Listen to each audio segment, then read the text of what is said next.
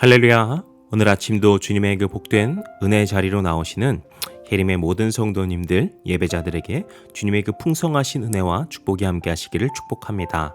3월 2일 토요일 아침 예배를 주님 앞에 드리겠습니다. 다 함께 조용한 기도 드리시겠습니다. 오늘도 우리의 심령을 어루만져 주시고 새롭게 하여 주시고 주님의 성령으로 새임 허락하여 주시는 주님, 이 시간도 주님께 모든 것을 맡겨드리고 의뢰하기를 원합니다. 우리의 찬양과 경배를 받아주시고 오직 주님을 사랑하는 마음으로, 오직 주님을 위하는 마음으로 예배하는 예배자들의 삶이 될 수 있도록 우리를 인도하여 주시고 이 예배를 통하여서 성령의 힘을 부어 주시옵소서. 모든 말씀 예수님의 이름으로 기도드렸습니다. 아멘. 오늘 함께 고백할 시편의 찬양은 시편 18편 16절부터 18절까지의 말씀입니다. 그가 높은 곳에서 손을 펴사 나를 붙잡아 주시며 많은 물에서 나를 건져내셨도다. 나를 강한 원수와 미워하는 자에게서 건지셨으며 그들은 나보다 힘이 세기 때문이로다. 그들이 나의 재앙의 날에 이르렀으나 여호와께서 나의 의지가 되셨도다. 아멘. 오늘 우리에게 주시는 하나님의 말씀은 마가복음 8장 14절에서 26절까지의 말씀입니다. 제자들이 떡 가져오기를 잊었음에 배에 떡 한 개밖에 그들에게 없더라. 예수께서 경고하여 이르시되 삼가 바리새인들의 누룩과 헤롯의 누룩을 주의하라 하시니 제자들이 서로 수군거리기를 이는 우리에게 떡이 없음이로다 하거늘 예수께서 아시고 이르시되 너희가 어찌 떡이 없음으로 수군거리느냐 아직도 알지 못하며 깨닫지 못하느냐 너희 마음이 둔하냐 너희가 눈이 있어도 보지 못하며 귀가 있어도 듣지 못하느냐 또 기억하지 못하느냐 내가 떡 5개를 5,000명에게 떼어줄 때 조각 몇 바구니를 거두었더냐 이르되 12이니이다. 또 7개를 4,000명에게 떼어줄 때 조각 몇 광주리를 거두었더냐 이르되 7이니이다. 이르시되 아직도 깨닫지 못하느냐 하시니라.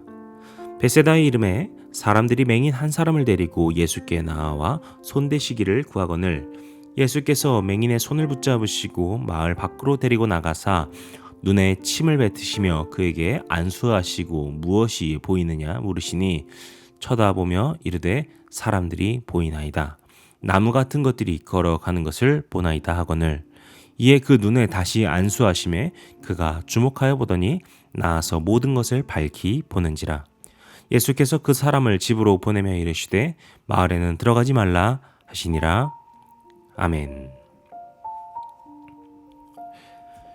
오늘 본문 말씀은 저는 참 재밌는 말씀이라고 생각되는데요. 이 말씀이 특별히 재밌어지는 이유는 지금 이 상황을 우리가 머리로 상상하고 그려보면서 읽어보면 참 재밌다라고 생각이 됩니다. 우리는 지난 말씀에서 달마누다에 있다가 배 타 건너편으로 이동하게 되신 예수님과 제자 일행에 대해서 보았습니다. 그런데 14절 말씀을 보시게 되면은 이때 제자들이 떡 가져오기를 잊었다라는 것을 깨닫습니다. 그래서 그들에게 떡이 하나밖에 없음을 깨닫게 되죠. 이것은 여러 가지 의미를 두기도 하고 하지만 이거 쉽게 말해서 보면은 그냥 도시락 준비를 안 했다라는 말입니다. 본문에는 시간대가 나오지는 않지만 어쨌든 간에 이 배를 타고 건너는 것이 1, 2분 안에 건널 수 있는 것이 아니다 보니 아마 이때가 식사 시간대이고 그렇기 때문에 배에서 식사할 수 있도록 그 식사거리를 준비했어야 됐는데 도시락을 준비했어야 됐는데 까먹은 것이죠. 그래서 제자들은 식사를 어떻게 해야 될까? 이걸 고민하고 있습니다. 그런데 이때 예수님께서 떡이 하나밖에 없다라는 제자들의 말을 들으시고는 좀 어떤 면에선 좀 뚱딴지 같은 예수님의 그 경고가 있게 됐는데요. 15절에서 예수님께서 이렇게 경고하십니다. 삼가 바리새인들의 누룩과 헤롯의 누룩을 주의하라. 아니 지금 제자들은 도시락이 없어서 지금 뭘 먹지 하고 있는데 갑자기 이게 무슨 말일까요? 바로 전에 바리새인들을 만나고 그들의 그 혼란과 그 시험을 들으셨던 예수님. 그래서 그 예수님은 그 일들을 다시금 생각하시면서, 그리고 이 제자들의 그 떡 이야기를 들으시면서 떡을 비유로써 제자들에게 경고하고 있는 것입니다. 여기서 누룩이라고 하는 것은 지금 말로 보게 되면 이스트를 말하는 것이거든요. 이 빵의 그 반죽이 부풀어서 딱딱하지 않고 그것이 부드럽게 될 수 있도록 돕는 것이 바로 이스트이죠. 바로 누룩인 것입니다. 그런데 지금 이 바리새인과 그 헤롯의 영적 상태가 마치 누룩처럼 그들 심령에 누룩이 들어가 있다는 것이죠. 그래서 자신들의 속은 비어있는 채로 그저 팽창되고 있는 상태를 주님께서 짚으신 것입니다. 그들의 그 겉으로서의 그 허례허식을, 그들이 그저 보이는 데 집착하고 있는 그 잘못된 심령 상태를 짚으신 주님의 말씀인 것입니다. 그러니까 지금 이 상황에서 예수님은 지금 식사에 전혀 관심이 없으신 거예요. 제자들이 밥을 뭐 먹을까요? 라고 할 때 주님께서는 그 밥 먹는 거에 전혀 걱정하지 않으신 거죠. 그런데 제자들의 머릿속에는 온통 도시락으로 가득 차 있는 것이죠. 그래서 예수님의 이 말씀의 뜻을 전혀 이해하지 못하고 제자들이 서로 수군거리기를 이는 우리에게 떡이 없음이로다 이렇게 말을 하죠. 마치 자신들이 떡을 준비하지 않아서 예수님께서 그들을 언짢아하시면서 이렇게 말씀하시는 것이 아닌가 판단한 것이죠. 그런 제자들의 그 마음과 생각을 아시고 대답한 것이 주님의 그 대답인데요. 그것이 17절부터 21절까지 나오는 것이죠. 그것에 무슨 말입니까? 이전 말씀에서 예수님은 각각 5병이어와 7병이어의 이적을 행하십니다.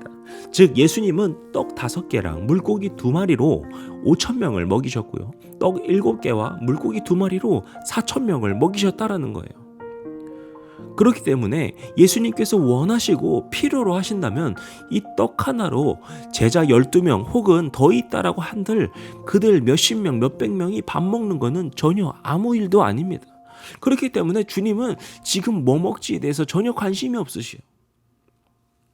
그런데 주님의 그런 역사하심을 직접적으로 바로 옆에서 목격했음에도 불구하고 그저 배에 도시락 안 챙겼다고 전전긍긍하고 있는 이 제자들의 모습을 주님께서 짚으시면서 말씀하고 계시는 것입니다. 그래서 18절과 21절에 각각 보시게 되면은 너희는 눈이 있어도 보지 못하느냐, 귀가 있어도 듣지 못하느냐, 아직도 깨닫지 못하느냐 이렇게 말씀하고 계십니다. 그리고 이어서 22절부터의 이야기를 보시게 되면 예수님께서 벳세다에 도착하시게 되죠. 그리고 거기서 맹인한 사람을 만나게 되는데 주님께서 그를 치유하시는 사건을 보여주십니다. 이처럼 예수님께서는 우리가 가능할까? 우리가 이 떡 하나를 가지고서 어떻게 밥을 먹을 수 있을까? 떡 5개랑 물고기 2마리로 어떻게 5,000명을 먹일 수 있을까? 어떻게 하면 이 눈먼 맹인이 눈을 뜰 수 있을까? 우리로서는 가능할 수 없다라고 하는 것을 바로 가능케 하시는 분이시라는 것을 보여주고 계시는 것이죠. 이후에 우리가 마가복음 9장 22절을 보시게 되면은 한 귀신 들린 아이의 아버지가 예수님께 힘을 구할 때 그 아버지가 예수님께 이렇게 요구합니다.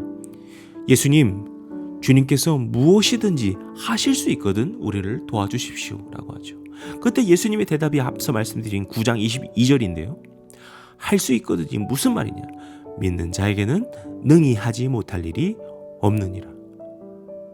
바로 이것이 앞선 이야기, 그리고 오늘 본문에서 제자들을 향하여서 말씀하시고 보여주시고 경고하신 것의 핵심이라고 생각됩니다.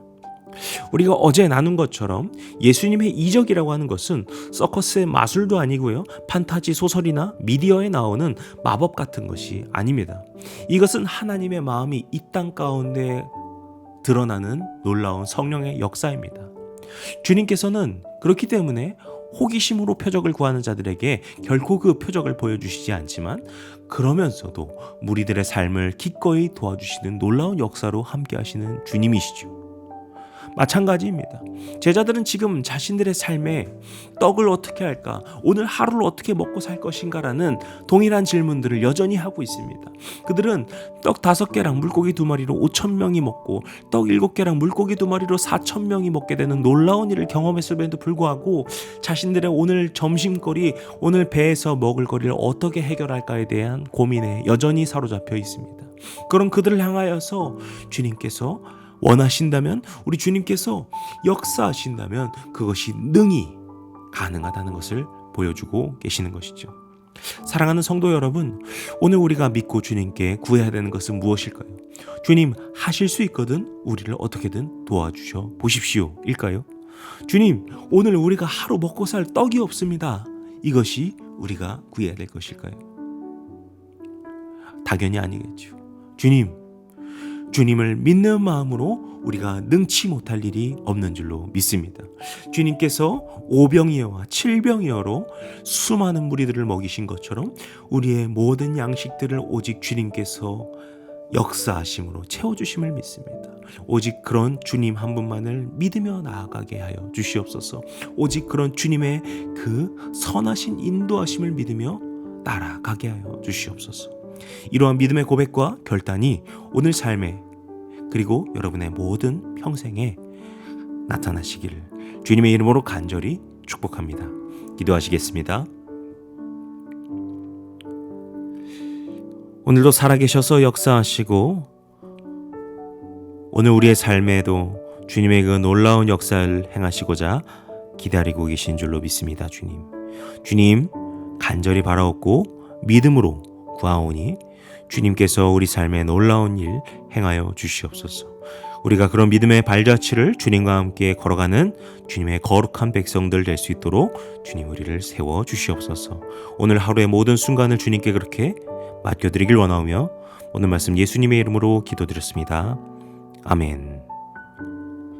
이제 우리 주기도문 함께 드리시고 오늘 예배를 마치겠습니다. 하늘에 계신 우리 아버지여, 이름이 거룩히 여김을 받으시오며 나라의 마옵시며 뜻이 하늘에서 이룬 것 같이 땅에서도 이루어지이다. 오늘날 우리에게 일용할 양식을 주옵시고 우리가 우리에게 죄진 자를 사하여 준 것 같이 우리 죄를 사하여 주옵시고 우리를 시험에 들게 하지 마옵시고 다만 악에서 구하옵소서. 나라와 권세와 영광이 아버지께 영원히 있사옵나이다. 아멘.